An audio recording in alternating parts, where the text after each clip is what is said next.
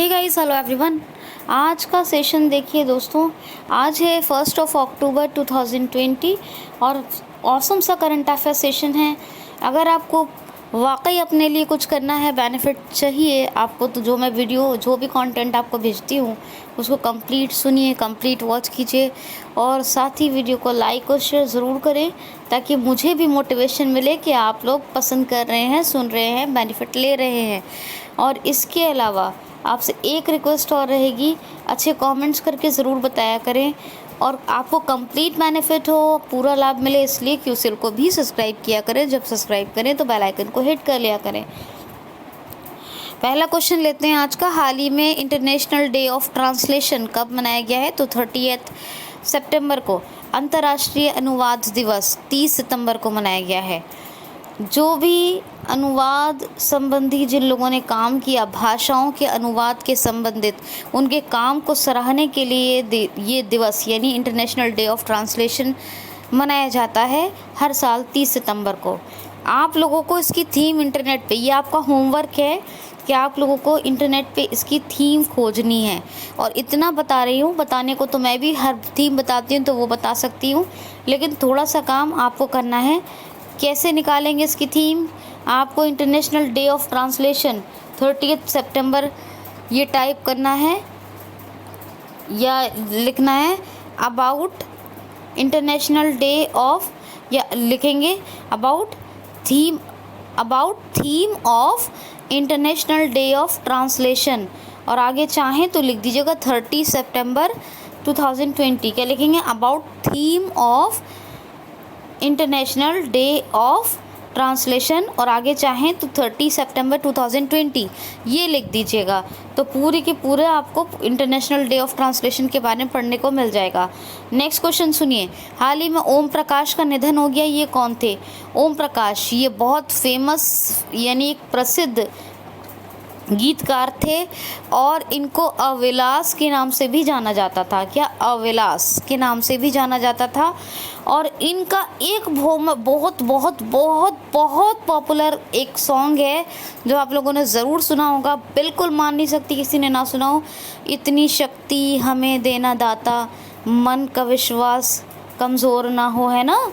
तो इतनी शक्ति हमें देना दाता, वो इन्होंने ही लिखा है, ओम प्रकाश। और इनकी अभी डेथ हो गई और इनको अविलास के नाम से जाना जाता है।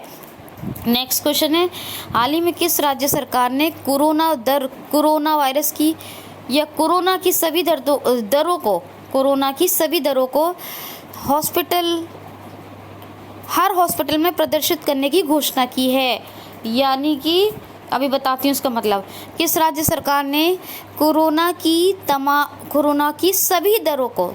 के इलाज की सभी दरों को हर अस्पताल में, हर हॉस्पिटल में प्रदर्शित करने की घोषणा की है? तो मध्य प्रदेश राज्य सरकार ने। कोरोना वायरस का इलाज होता है जिन जिन दरों पर होता है, वो तमाम दरों को स्पष्टली बता दिया जाए, प्रदर्शित किया जाए कि किन किन दरों पर इलाज मौजूद है। इसकी पूरी की पूरा ब्यौरा जो है हर हॉस्पिटल के रिसेप्शन काउंटर पे देना अनिवार्य कर दिया है एमपी स्टेट गवर्नमेंट ने। आपको पता है कोरोना महामारी है, पूरी दुनिया में फैली हुई है, लेकिन हकीकत में ये है कि कोरोना के नाम पर जितना डर और जितनी दहशत और जितनी परेशानी हुई है ना, शायद मैंने अपने होश में अभी तक इतना सुना नहीं था जितना पहली बार इतना कोरोना। हर इंसान तो डर का शिकार है, हर इंसान खौफ में है, यहाँ तक के लोग छोटी से छोटी बीमारियों पे भी डॉक्टर्स के पास जाने से घबराते हैं। डॉक्टर के पास भी जाते हैं तो वो भी पेशेंट्स का सही से इलाज नहीं करते। ठीक है, तो ये बहुत सारी प्रॉब्लम्स हैं, जो जितनी तरह की प्रॉब्लम्स मैं देख रही हूँ या सुन रही हूँ लोगों से, और जितनी मौतों के बारे में हम लोग सुनते रहते हैं कि जिसको कोरोना नहीं है उसको भी डेथ हो जाती है। क्यों? डर की वजह से, डर बैठ गया है दिल में। तो ये कोरोना वायरस बहुत ही घातक एक महामारी का रूप ले चुका है और इसके इलाज के लिए जितनी भी रेट्स फिक्स किए गए हैं, जितनी भी तय दर बनाई गई हैं, उन दरों का प्रदर्शन करना, उनको प्रदर्शित करना हर हॉस्पिटल के रिसेप्शन काउंटर पर ज़रूरी कर दिया गया है कि इन दरों पर इलाज मौजूद है। अगर आपको लगता है तो आप इलाज के लिए कहिए, वरना जिसके पास पैसा नहीं है फिर उसका तो ऊपर वाला आप समझते ही मालिक है ही है। तो एमपी स्टेट गवर्नमेंट ने ये अनिवार्य कर दिया है। मध्य प्रदेश में एक चल रहा है निष्ठा विद्युत मित्र कार्यक्रम। निष्ठा विद्युत मित्र, इंतज़ार आपका, ये टूरिज्म को बढ़ावा देने के लिए, किल कोरोना अभियान, ये कोरोना वायरस को ख़त्म करने के लिए मध्य प्रदेश में एक प्रवासी श्रमिक आयोग बनाया गया है, ठीक है ना, माइग्रेटरी लेबर कमीशन। और एक जो है श्रमिकों के लिए जो योजनाएं हैं कौन कौन सी हैं, एक तो आई है श्रम सिद्धि योजना, एक आई है सबको रोज़गार मिलेगा योजना, और कुशल श्रमिकों के लिए रोज़गार सेतु, और एक और योजना आई थी श्रमिकों के लिए चरण पादुका पहल, ये श्रमिकों के लिए है। महिलाओं के लिए कौन कौन सी आई थी, एक आई थी जीवन शक्ति योजना, और एक आई थी दीदी वाहन योजना। ये आदिवासी महिलाएं जिनको डिलीवरी के टाइम पर गाड़ी की ज़रूरत है उनके लिए दीदी वाहन योजना। और मास्क बनाने का टारगेट देने के लिए जो आई थी, जो 11 रुपये प्रति मास्क के हिसाब से सरकार को बेचेंगी मास्क बनाकर, क्या नाम है उसका, जीवन शक्ति योजना। और तमाम लोगों के लिए कौन कौन सी, एक जीवन अमृत योजना जो इम्यूनिटी पावर को स्ट्रॉन्ग बनाने के लिए आई थी एमपी में। और देखिए जी, एक आई थी, एक सबको ये कौन सी होगी, जीवन अमृत योजना। और एक और आई थी जब मुख्यमंत्री दोबारा बने, ये शिवराज सिंह चौहान मुख्यमंत्री हैं ना एमपी के, तो जब ये दोबारा बने तो इन्होंने दोबारा से एक प्रारंभ की योजना, कौन सी, ये इसका नाम है मुख्यमंत्री जन कल्याण संबल योजना। तो 2 योजना ये सबके लिए, बुजुर्गों के लिए संकल्प योजना, और ये बात हो गई, और महिलाओं के लिए भी हो गई। स्टूडेंट्स के लिए क्या क्या आया था, एक स्टूडेंट्स के लिए आया था ऐप, कौन सा, top parent app, online study के लिए टॉप पेरेंट ऐप, एक रेडियो स्कूल, और एक हमारा घर हमारा विद्यालय। ये 3 स्टूडेंट्स के लिए आया योजना। और एक सबके लिए एक और स्कीम लाई गई, जिनको मिड डे मील का राशन मिलता था उनको mid day meal MDM ration को कच्चा वितरित यानी डिस्ट्रीब्यूट करने के लिए जो पहला राज्य बना वो कौन बना, मध्य प्रदेश। यानी MDM ration, mid day meal ration को कच्चा वितरण या वितरित करने वाला राज्य बना MP, ठीक है। अच्छा, पुलिस की बात कर लेते हैं। MP की पुलिस ने क्या क्या निकाला, FIR आपके द्वार, और एक सुसाइड के जो केस उनको बढ़ रहे थे उनको कम करने के लिए कौन कौन सा, एक थी आसपास हेल्पलाइन, FIR आपके द्वार, जो कहीं कोई केस होता है वहाँ पुलिस की गाड़ी जाएगी, कोई भी बात मतलब जगह जगह जाकर लोगों की FIR लिखेगी। और एक तीसरा क्या, पुलिस के लिए अवार्ड, कर्मवीर पुरस्कार, ये शिवराज सिंह चौहान यानी MP स्टेट गवर्नमेंट ने घोषित किए थे, जो कोरोना वायरस के जो पीरियड में अच्छा काम किया है जिन्होंने, उनके लिए। तो ये बात हो गई, तो ये बात है। अब शिवराज सिंह चौहान के बारे में आपको बता दिया, ये मुख्य। अच्छा, लालजी टंडन थे, अब आनंदीबेन पटेल ने एडिशनल चार्ज ले रखा है MP का, क्योंकि ये UP की गवर्नर हैं। और लालजी टंडन के नाम पर लालजी टंडन चौराहा लखनऊ में बना है, ये लखनऊ से सांसद थे, UP के लखनऊ से। और एक हरदोई चौक का नाम बदल के टंडन चौक रख दिया गया है, नहीं, हरदोई मार्ग का नाम बदल के टंडन मार्ग, क्या हरदोई मार्ग का नाम टंडन मार्ग, ये भी लखनऊ में है। तो ये बात हो गई। नेशनल पार्क कौन कौन से MP में, बांधवगढ़, माधव, पेंच, पन्ना, सतपुड़ा, कान्हा, संजय, ये नेशनल पार्क है। पेंच MP और महाराष्ट्र में फैला हुआ है, जबकि संजय MP में है और संजय गांधी महाराष्ट्र में है। भोपाल कैपिटल है, और भोपाल का एक फेमस है भोजताल। तो इतना आप याद रखिए। नेक्स्ट क्वेश्चन देखिए, हाल ही में किस देश के साथ मिलकर भारत, अपने देश ने उच्च स्तरीय समिति बनाने की घोषणा की है। हाल ही में अपने देश भारत ने या केंद्र सरकार ने किस देश के साथ मिलकर एक उच्च स्तरीय समिति का गठन करने की घोषणा की है, तो भारत ने बांग्लादेश के साथ, कौन सा, बांग्लादेश के साथ भारत ने एक उच्च स्तरीय समिति का गठन करने की घोषणा की है, क्योंकि ये जो भारत अपना देश है और इसने जो बांग्लादेश और भारत के बीच जितने भी प्रोजेक्ट्स चल रहे हैं, परियोजनाएं चल रही हैं, उनका सफलतापूर्वक क्रियान्वयन हो सके, सक्सेसफुली ये प्रोजेक्ट्स पूरे हो सके, इसी के लिए एक उच्च स्तरीय समिति का गठन किया जा रहा है भारत और बांग्लादेश के बीच। कौन सी एक्सरसाइज हुई थी? कौन सी हुई थी इस बार भारत बांग्लादेश के बीच? संप्रति मेघालय में हुई थी। बांग्लादेश में एक डिजिटल हार्ट पशु देने वाले बलि देने वाले पशुओं की जो बिक्री होती है उनके लिए ऑनलाइन प्लेटफॉर्म लॉन्च किया गया था। कौन सा? Digital heart. खिलाड़ियों की मानसिक स्वास्थ्य और शांति को ट्रैक करने के लिए एक ऐप लाया गया था, एप्लीकेशन। और बांग्लादेश ने सभी टेलीकॉम ऑपरेटर्स को ये निर्देश दिए बांग्लादेश की सरकार ने कि जो फ्री इंटरनेट मिलता है फ्री ऑफ कॉस्ट, उसको बिल्कुल बंद कर दिया जाए। तो ये तमाम बात। और जो कोरोना वायरस के लिए सबसे पहले आर्टिफिशियल इंटेलिजेंस का जो यूज़ किया, AI का, वो कौन सा देश बना? बांग्लादेश। तो ये बात है। ढाका कैपिटल, टका करेंसी, ढाका टका ढाका टका ढाका टका ढाका टका ढाका टका, याद रखना है आपको। और शेख हसीना प्राइम मिनिस्टर और प्रेसिडेंट कौन है? अब्दुल्ला हमीद। नेक्स्ट क्वेश्चन सुनिए जी। हाल ही में अभी शुष्क इलाकों में शुष्क इलाकों में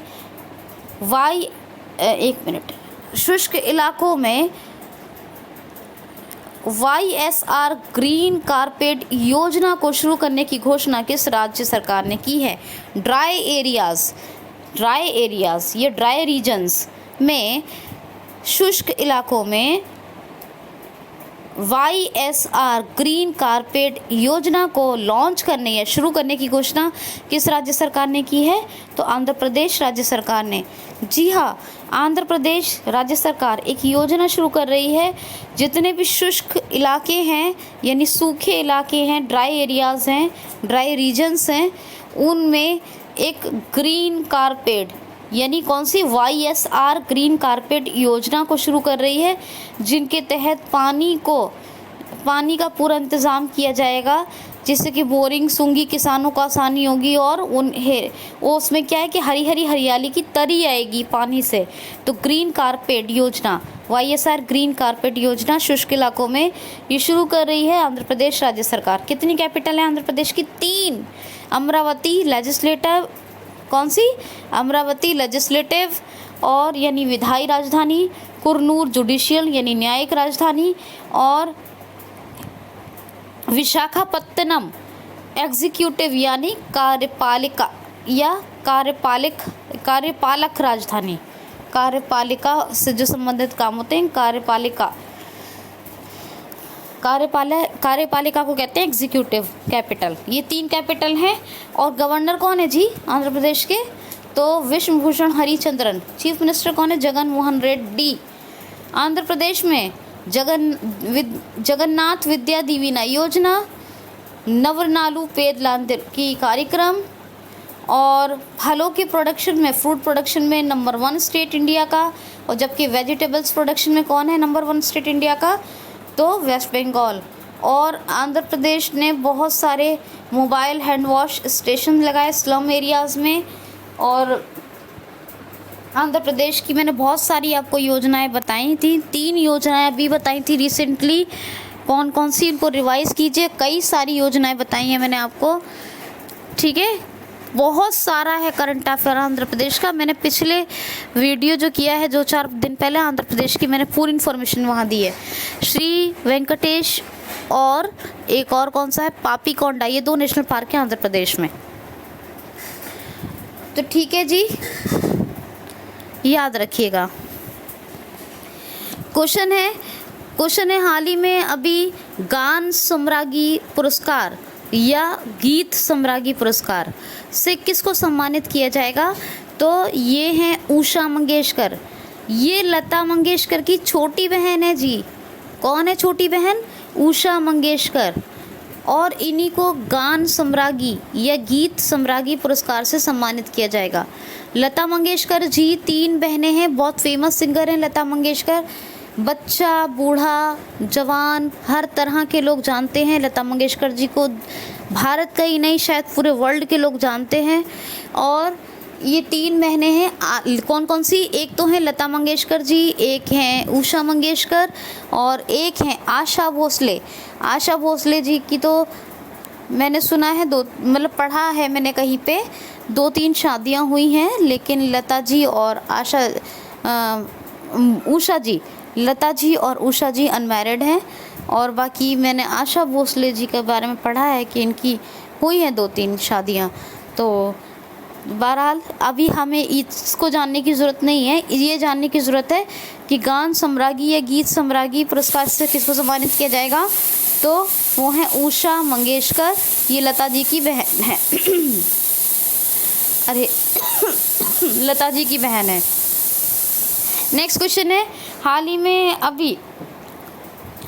में अभी ह्यूमैनिटेरियन अवार्ड से किसको सम्मानित, यूएनडीपी के ह्यूमैनिटेरियन अवार्ड से किसको सम्मानित किया जाएगा, या यूएनडीपी द्वारा, यूनाइटेड नेशन डेवलपमेंट प्रोग्राम द्वारा ह्यूमैनिटेरियन अवार्ड से किसको सम्मानित किया जाएगा? तो सोनू सूद को। किसके ब्रांड एम्बेसडर बने हैं सोनू सूद? आपको बताया था एसर इंडिया के। ये भी याद रिवाइज करते चला करें, लिंक करेंगे एक दूसरे से तो याद रहेगा। UNDP, united nation development programme ने अपने ह्यूमैनिटेरियन अवार्ड सम्मानित किया है सोनू सूद को। ह्यूमैनिटेरियन अवार्ड बहुत अच्छा अवार्ड होता है। इन्होंने निस्वार्थ भाव से सेवा की और बहुत ही मतलब बिल्कुल बहुत अच्छे तरीके से सेवा की, निस्वार्थ भाव से कोविड-19 के काल में, पीरियड में, माफ़ कीजिए, सॉरी बोलने में गलती हो गई। कोविड-19 के पीरियड में इन्होंने निस्वार्थ भाव और बहुत अच्छी तरह से सेवा की लोगों की, इसीलिए सोनू सूद को दिया जाएगा क्या? यूएनडीपी का humanitarian award, UNDP humanitarian award, ठीक है, निस्वार्थ और अच्छी तरह से अच्छी सेवा करने के लिए सोनू सूद को। नेक्स्ट क्वेश्चन है, हाल ही में नाबार्ड ने किस इलाके में साक्षरता स्वच्छता अभियान शुरू किया है? नाबार्ड ने किस इलाके में साक्षरता स्वच्छता अभियान शुरू किया है? तो कर्नाटक में। NABARD national bank for agriculture rural and development 1982 में स्थापना हुई। चेयरमैन है गोविंद राजुलू चिंटाला। कौन है? गोविंद राजुलू चिंटाला। हेडक्वार्टर मुंबई में है नाबार्ड। और नाबार्ड ने एक प्रोग्राम चलाया है, कौन सा? क्या नाम है? साक्षरता स्वच्छता कार्यक्रम, साक्षरता स्वच्छता प्रोग्राम। कर्नाटक में ये स्टार्ट किया है, शुरू किया है, शुभारंभ किया है नाबार्ड ने इसको चलाने का। अब कर्नाटक की बात करें तो हुबली को मत भूलिएगा। हुबली का सबसे पहला पेशेंट ठीक हुआ जो कोरोना वायरस का था, हुबली में, कर्नाटक के। और हुबली में ही एक दुनिया का सबसे लंबा प्लेटफॉर्म बनाया जा रहा है, तो ये हुबली इम्पॉर्टेंट है। कर्नाटक की बात करूँ, यक्षगढ़ और डोलू कुनीता, ये 2 डांस फेमस हैं। कर्नाटक की बात करूँ तो एक आया था एप्टा मित्रा ऐप, एक आया था get set go, online platform था ये, मतलब कोचिंग के लिए था, कॉमन इंटरेस्ट टेस्ट की तैयारी करने के लिए, कॉम्पिटिटिव टेस्ट की। और एक हेल्पलाइन नंबर आया था 14410, ठीक है, ये हेल्पलाइन नंबर आया था। और कर्नाटक की बात करूं तो मेक संदेश ऐप, ये भी वहाँ पर बुखार क्लिनिक, ये भी शुरू हुए थे कर्नाटक में, ठीक है। और ऑनलाइन शतरंज टूर्नामेंट, ये कोविड-19 फंड के कलेक्शन के लिए। तो ये तमाम फैक्ट्स आप याद रखिएगा, मुझे उम्मीद है आपको याद रहेंगी। और नकारा सम्मान योजना, ये बुनकरों के लिए आई थी कर्नाटक में। कौन सी? नकारा सम्मान योजना। अच्छा, कैपिटल क्या है? बेंगलुरु। और कौन है चीफ मिनिस्टर? तो है वीएस येदियुरप्पा। और वजुभाई वाला ये गवर्नर हैं, ठीक, याद रखना है आपको। अच्छा, नेक्स्ट क्वेश्चन है, चलिए बस अभी जस्ट सेकंड, देखिए ये 2 बातें और ज़रा सुनिए आंध्र प्रदेश की। आंध्र प्रदेश में 2 ऐप आए थे, एक कौन सा? एक आया था कोविड फार्मा, ये दवा जो खरीद के लोग स्टोर वगैरह से खा लेते हैं, मेडिसिन स्टोर से, मेडिकल स्टोर पे जाते हैं दवाएं, उन पर निगाह रखने के लिए एक आया था। और एक आया था आंध्र प्रदेश में, एक तो ये आया था कोविड फार्मा, और एक आया था निगाह ऐप। निगाह कौन सा? निगाह ऐप, ये मतलब नज़र रखने के लिए कोरोना पेशेंट पर। और कर्नाटक का एक ऐप और याद रखिए, एक एप्टा मित्रा बताया, मेक संदेश बताया, एक है कोरोना वॉच। कौन सा? Corona watch. अच्छा, आरोग्य मित्र कहाँ अपॉइंट हुए थे? जो हेल्प डेस्क पर अपॉइंट किए गए थे हॉस्पिटल्स में, वो आंध्र प्रदेश में ही हुए थे, आरोग्य मित्र। किसान मित्र कहाँ अपॉइंट हुए थे? तो हरियाणा में। और स्वास्थ्य मित्र कहाँ अपॉइंट हुए थे? तो स्वास्थ्य मित्र अपॉइंट हुए थे कहाँ? राजस्थान में। तो ये भी याद रखिएगा, ये फैक्ट्स इंपॉर्टेंट हैं, इसलिए मैंने इसको और जोड़ दिया है। कर्नाटक का भी एक ऐप बताया और आंध्र प्रदेश का भी। अब सुनिए, हाल ही में ये digital defence India startup challenge, defence India startup challenge 4 हाल ही में अभी किसने लॉन्च किया है? हाल ही में अभी defence India startup challenge 4, DISC 4। क्या? DISC 4, defence India startup challenge 4, defence India startup challenge 4, DISC 4 हाल ही में भी किसने लॉन्च किया है, मतलब किसने भी शुरू किया है? तो ये defence India startup challenge 4, DISC 4 अभी इसको लॉन्च किया है हमारे प्रेजेंट टाइम के डिफेंस मिनिस्टर। कौन है? केंद्रीय रक्षा मंत्री। तो केंद्रीय रक्षा मंत्री हमारे राजनाथ सिंह, और इन्होंने ही इस DISC 4, defence India startup challenge 4 को शुरू किया है। नेक्स्ट क्वेश्चन है, हाल ही में अभी wearing house community finance app किसने लॉन्च की है? तो HDFC ने। Wearing house community finance app ये HDFC ने लॉन्च की है, और HDFC के आदित्य पुरी चेयरमैन थे, और इसके नए अपॉइंट हो गए हैं कौन? शशिधर जगदीशन, इनका नाम याद रखिएगा। 1994 में इस्टेब्लिशमेंट हुआ था इसका, और मुंबई में हेडक्वार्टर है, ठीक है, HDFC का। HDFC ने ई किसान धन एक ऐप शुरू किया था, और HDFC के करंट अफेयर्स मैंने आपको बताया, रिवाइज भी कीजिए, और HDFC के बारे में इंटरनेट पे जाके भी पढ़िए, जब थीम पढ़ेंगे तो, ठीक है। और बाकी मैंने रिवाइज़ करवाए, पुराने वीडियो से भी रिवाइज़ कीजिए। नेक्स्ट क्वेश्चन है, हाल ही में FTII गवर्नेंस काउंसिल के अध्यक्ष कौन बनाए गए हैं? FTII गवर्नेंस के, कौन से? FTII गवर्नेंस के अध्यक्ष कौन बनाए गए हैं? तो film and television institute of India, film and television institute of India, इसी के गवर्नेंस यानी FTII गवर्नेंस के अध्यक्ष कौन बनाए गए हैं? तो बनाए गए शेखर कपूर। कौन बनाए गए? शेखर कपूर। और सोनू सूद को जो UNDP ने ह्यूमैनिटेरियन अवार्ड दिया, इसको पूरा नाम क्या कहेंगे? स्पेशल ह्यूमैनिटेरियन अवार्ड, जो अच्छी सेवा और निस्वार्थ सेवा करने के लिए मिला है। क्या नाम है? Special humanitarian award. और जो मैंने आंध्र प्रदेश के बारे में आपको बताया था कि आपको ग्रीन कारपेट बनाने के लिए YSR ग्रीन कारपेट योजना, तो ग्रीन कारपेट बनाने के लिए जो योजना चलाई जा रही है शुष्क इलाकों में, तो वो कौन सी है? ग्रीन कारपेट बनाने के लिए YSR जल कला योजना, पूरा नाम याद रखेंगे। यानी जो मतलब बोरिंग्स होंगी समर की, ट्यूबवेल वगैरह की, उनसे ताकि जल का लेवल सही हो सके और हरियाली वगैरह वहाँ पे फैले और किसानों को आराम मिले, इसीलिए ग्रीन कारपेट बनाए जाएंगे। क्या बनाया जाएगा? Green carpet. और इसके लिए जो योजना ग्रीन कारपेट बनाने के लिए शुष्क इलाकों में जो आंध्र प्रदेश ने शुरू की, उसका पूरा नाम क्या है?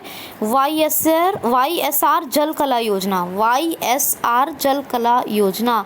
तो आंध्र प्रदेश राज्य सरकार ने ग्रीन कारपेट बनाने के लिए शुष्क क्षेत्रों में, शुष्क इलाकों में कौन सी योजना शुरू की है? YSR जल कला योजना। तो ग्रीन कारपेट्स के लिए ये सही करवा दिया है मैंने, आधा अधूरा सा बोल दिया था, इसको ठीक करवा दिया है, ठीक है, याद रखिएगा।